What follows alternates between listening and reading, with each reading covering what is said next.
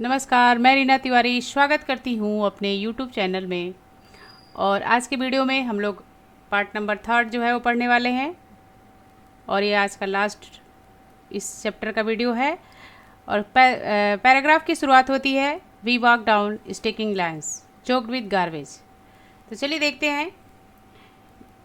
एनिस जंग जो है जब जाती है मुकेश के साथ, तो क्या होता है, कैसे रास्ते आते हैं, कैसे वहाँ की स्थिति होती है, वहाँ का उन्होंने वर्णन किया है। तो चलिए देखते हैं। We walk down stinking lands choked with garbage. हम लोग कूड़े से भरी गलियों की तरफ से, बदबूदार गलियों की तरफ से होकर जा रहे थे। Past home that remain hovels in the crumbling wall, wobbly doors and no window, crowded with families and human and animal coexisted in primeval state। कह रही है कि ऐसे घर की तरफ से होके जा रहे थे जिसकी जो दीवारें थी क्रम्बल हो गई थी और दरवाजे भी हिलते डुलते थे, न खिड़कियाँ थी और फैमिलीज उसमें रहते थे, ह्यूमंस के भी और जानवरों के, यानी कि जानवर और मानव जो है एक साथ रहते थे। ऐसा मालूम पड़ता था कि कोई पुराने ज़माने की बात हो। He stop at the door of one such house. ऐसे ही घर के पास वो रुका। बैंग वो भी iron door with his foot, और अपने पैर से तेजी से उसने दरवाजे को मारा। एंड पुश्ड इट ओपन, और धक्का देकर उसे खोला। We enter a half built stack. हम लोग आधे बनी एक झोपड़ी में प्रवेश किए। In one part of it, और इसके एक तरफ, यानी कि इस घर के एक तरफ, टैस्ट विद डेड ग्रास, घास फूस के ढेर थे। It is a firewood stove over which sit a large vessel sizzling Spanish leaves. वहाँ पर एक जगह फायरवुड स्टोव था, यानी कि एक आग वाले चूल्हा था, उस पर जो है काफ़ी बड़े बर्तन में पालक की पत्तियाँ जो है वो उबाली जा रही थी। ऑन द ग्राउंड, और ज़मीन पर, इन ए लार्ज एल्युमिनियम प्लेटर, एक बड़े से एल्युमिनियम प्लेट में बहुत सारी सब्जियाँ जो है वो चॉप करके रखी हुई थी। A frail young woman who is cooking the evening meal of the whole family, और एक कमज़ोर दुबली पतली औरत थी जो पूरे फैमिली के लिए शाम का भोजन तैयार कर रही थी। Throw eyes field with smoke she smile, अपनी आंखों में धुएं को लेकर वो मुस्कुराती है, यानी कि वो जब खाना बनाती है तो उसकी आंखों में काफ़ी धुएं रहते हैं, लेकिन फिर भी वो मुस्कुराती है। She is the wife of Mukesh elder brother, वह मुकेश के बड़े भाई की पत्नी रहती है। Not much older in year, ज़्यादा उम्र की नहीं होती है। She has begun to command respect as a bahu the daughter in law in the house, और इसी उम्र में जो है उसे घर में बहू का दर्जा मिल गया रहता है और सभी लोगों का चार्ज उसके अंदर उसके पास आ जाता है, यानी कि सबकी देखभाल वही करती है, खाने पीने का सारा व्यवस्था जो है वो वही करती है। Her husband Mukesh and their father, अपने पति का भी, मुकेश का भी ख्याल रखती है और उसके पिता का भी।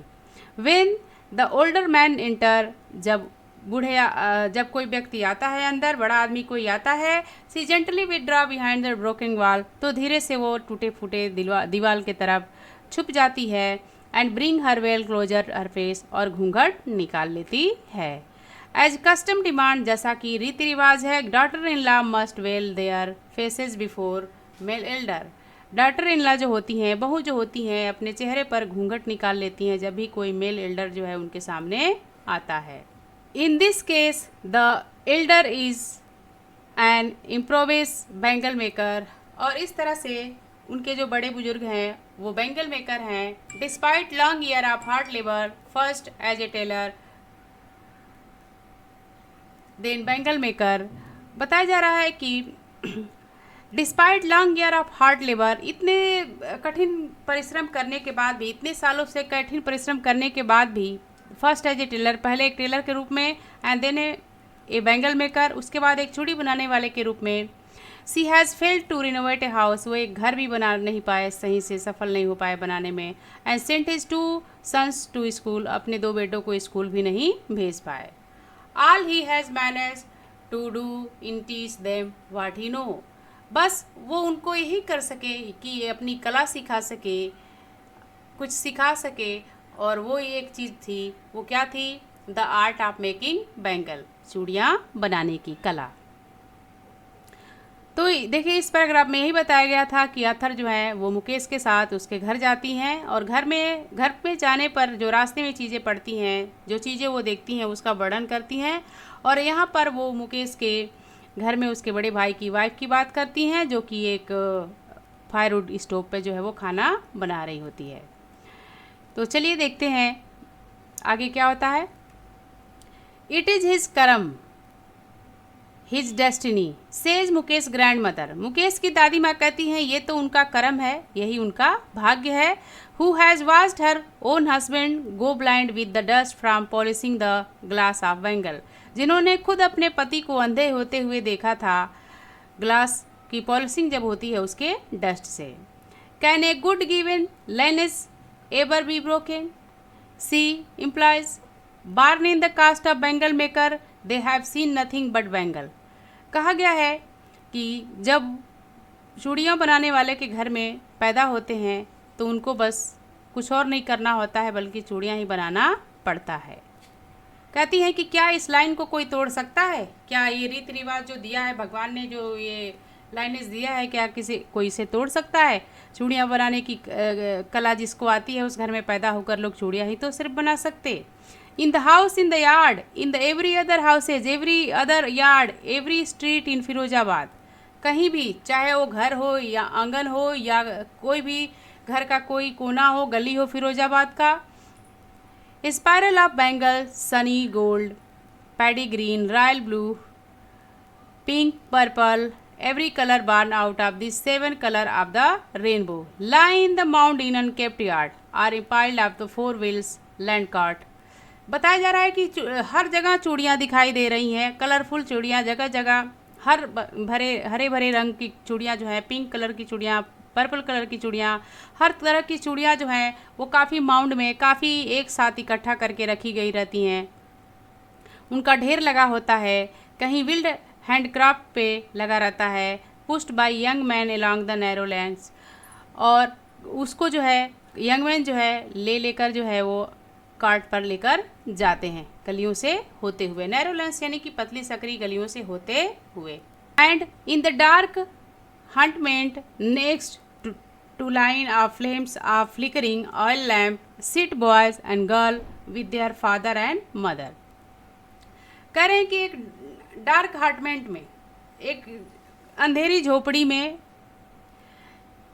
जो लाइन में रहती हैं, काफ़ी लाइन में बनाए रहते हैं लोग, जैसे आप झोपड़पट्टी में देखते होंगे लाइन में काफ़ी बनी रहती हैं झुग्गियाँ झोपड़ी। तो कहती है कि एक झुग्गियों में जो है वो लैंप जो है हल्का फुल्का टिमटिमाता हुआ चलता है। वहीं पर बच्चे और बच्चियाँ, लड़के और लड़कियाँ जो है अपने पिता माता के साथ जो है वो रहते हैं, बैठते हैं। Welding pieces of colour glass into circle of Bengal, और वहीं पर चूड़ियों का जो वेल्डिंग होता है वो उन्हें जो है करते हुए देखते हैं और सीखते हैं। Their eyes are more adjust to the dark than the light outside. कह रहे हैं कि उनकी आंखें जो है काफ़ी एडजस्ट कर चुकी हैं उनको काम करने में, बाहर की लाइटें उनको उतनी नहीं समझ में आती है। That is why they often end of the lodging their eye side before they become adult.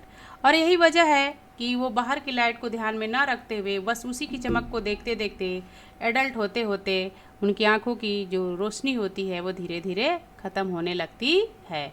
तो इस लाइन में, इन लाइनों में राइटर ने हमें बताया है कि किस तरह से वहाँ के बच्चे संघर्ष करते हैं और कैसे अपने माता पिता से उन हीट में, टेम्परेचर में रहकर जो है काम करते हैं, और इस तरह से काम से उनकी आंखें जो है वो प्रभावित होती हैं, उनकी आंखों की रोशनी जो है एडल्ट होते वगैरह से जो है वो ख़त्म होने लगती है। आगे के पैराग्राफ में बताया गया है, Sabita a young girl in a dry pink dress sit alongside an elderly woman soldering pieces of glass। Savita एक लड़की रहती है, एक युवा लड़की रहती है, वो जो एक पिंक कलर की साड़ी में होती है, अपने एक बूढ़े बुजुर्ग औरत के पास बैठी रहती है और चूड़ियों का जो पीस होता है उनको रखती है।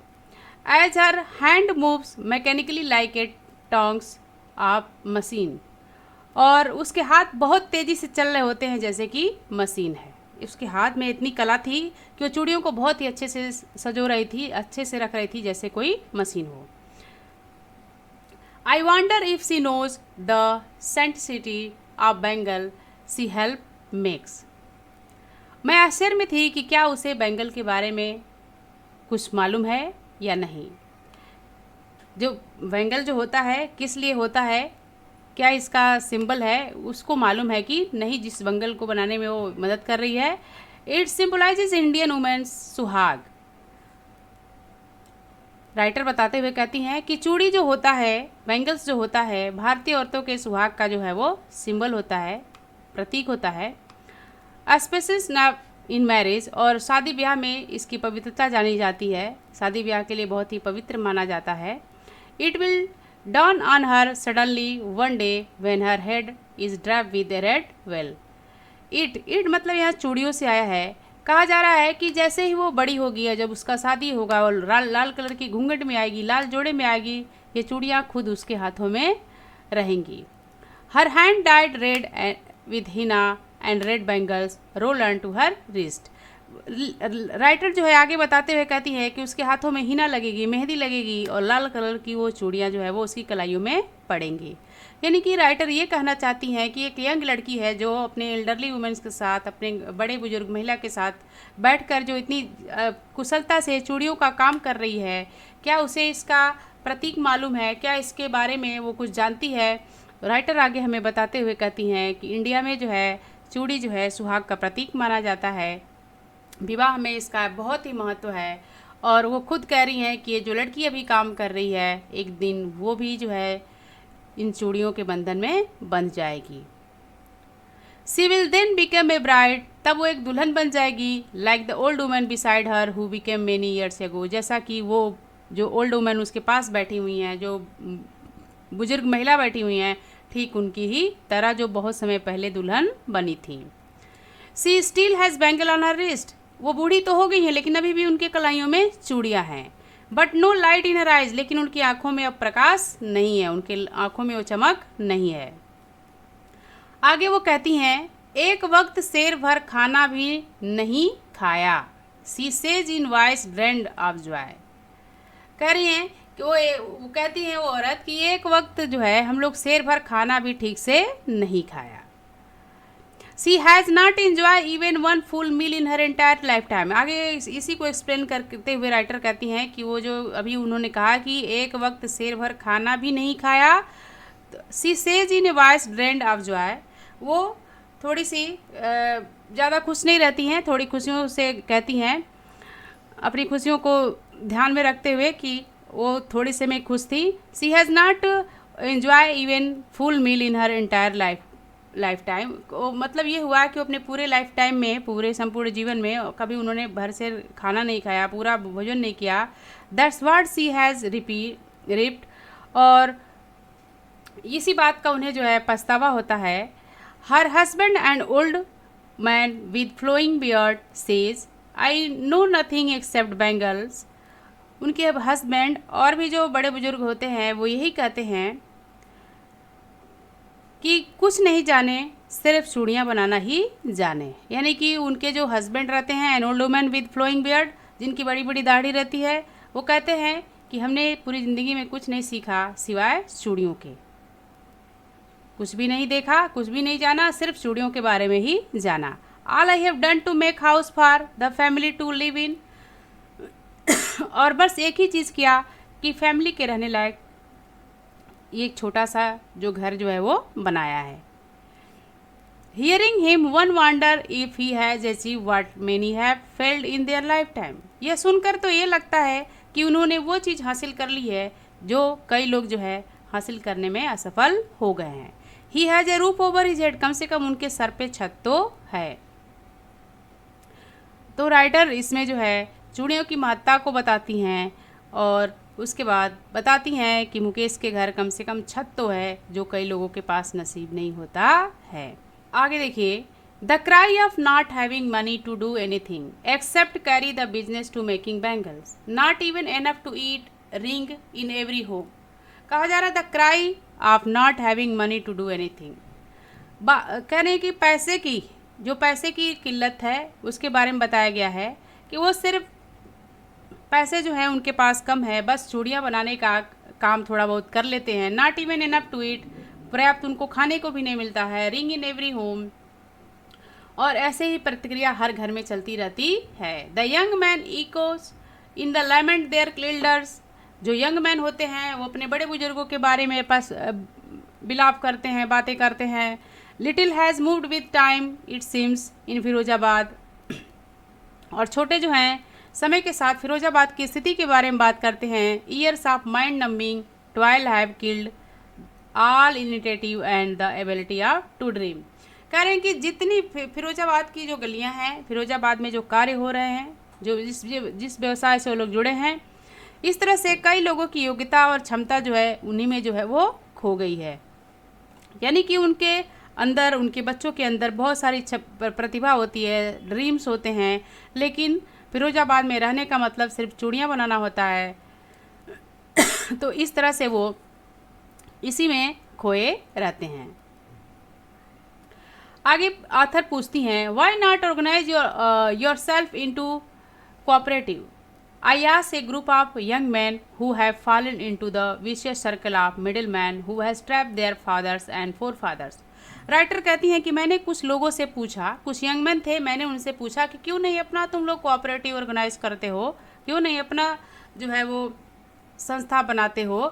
तो उन्होंने ये भी बताया है कि वो ऐसे, उन्होंने जब पूछा तो बताया कि कुछ ऐसे मिडिल मैन हैं, कुछ ऐसे बीच के लोग हैं जो उन्हें अपने जाल का शिकार बनाए हुए हैं, अपनी बातों का शिकार बनाए हुए हैं, उनके फादर को भी, उनके फोर फादर्स को भी, पूर्वजों को भी। और बताते हैं, even if we get organise we are the one who will be hauled up by the police. उसमें से एक कहता है कि अगर हम अपना ऑर्गेनाइजेशन बनाते भी हैं तो हमें जो है पुलिस के द्वारा जो है जेल में डाल दिया जाएगा। Beaten and drag into jail doing nothing illegal they say, और हमें जो है मारते पीटते हुए खींच कर वो लोग जेल में डाल देंगे।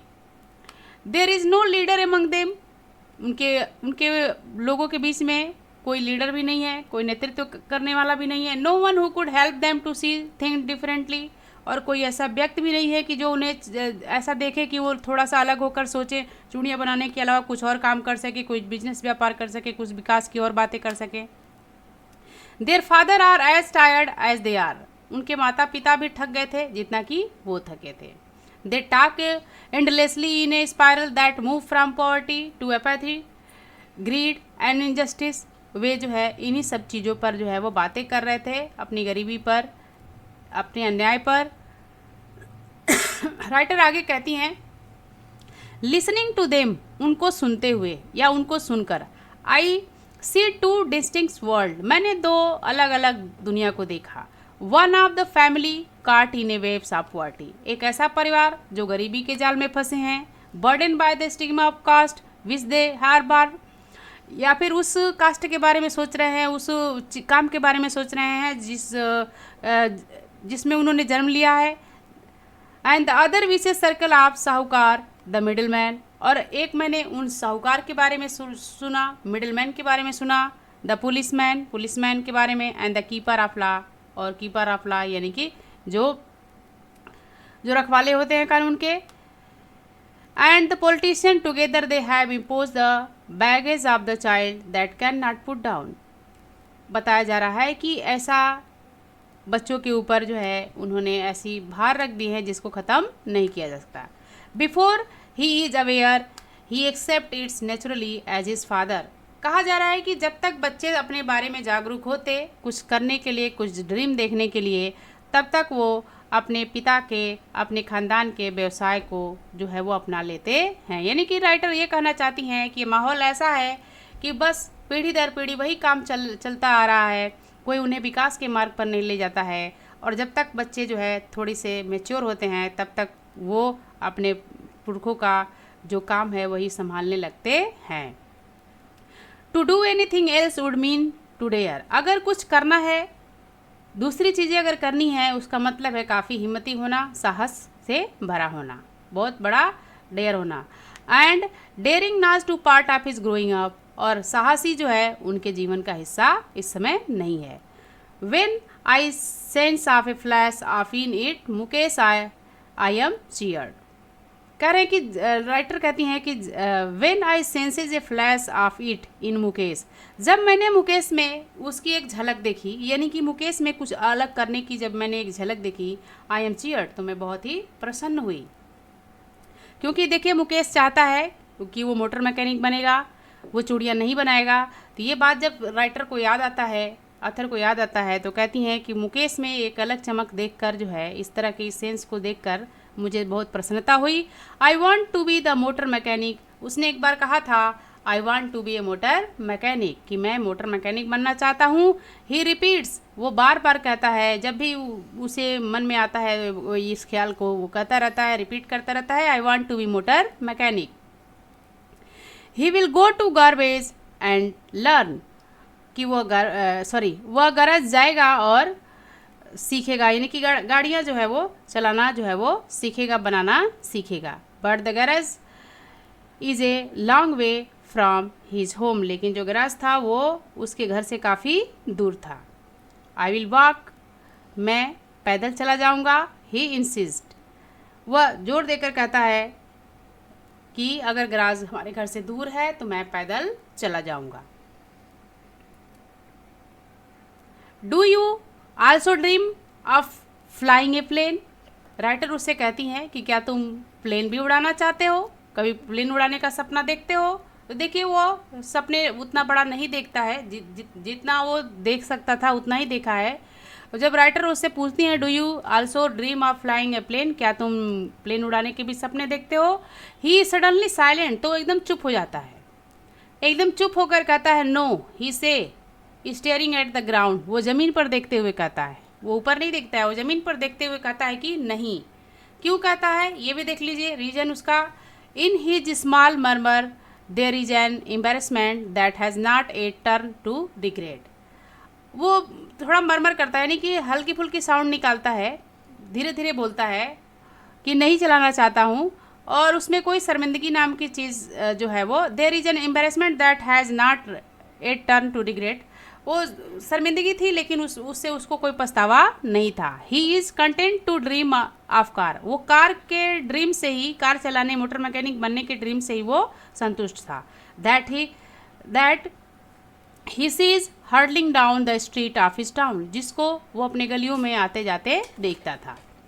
Few aeroplanes fly over Firozabad, लेकिन फिरोजाबाद से तो बहुत ही कम एरोप्लेन जो है होकर गुजरती हैं, लेकिन वो कार को हमेशा देखता था, इसलिए उसने कार को लेकर ही अपने सपने जो है वो सजाए थे। तो इस तरह से ऑथर जो है हमें मुकेश के बारे में बताती हैं। तो इसमें दो लड़कों की कहानी थी, साहिब आलम की और मुकेश की। साहिब आलम जो कि रैग पिकर था और मुकेश जो कि बैंगल मेकर फैमिली से बिलोंग करता था, और दोनों का बचपन जो है वो ट्रैप्ड हो जाता है गरीबी के कारण वो न पढ़ पाते हैं न लिख पाते हैं। तो इस तरह से उनका बचपन जो है वो शिकार हो जाता है और वो चाइल्ड लेबर करने लगते हैं। उम्मीद है आपको क्लास पसंद आया होगा। अगली क्लास में फिर से मिलते हैं। Thank you very much.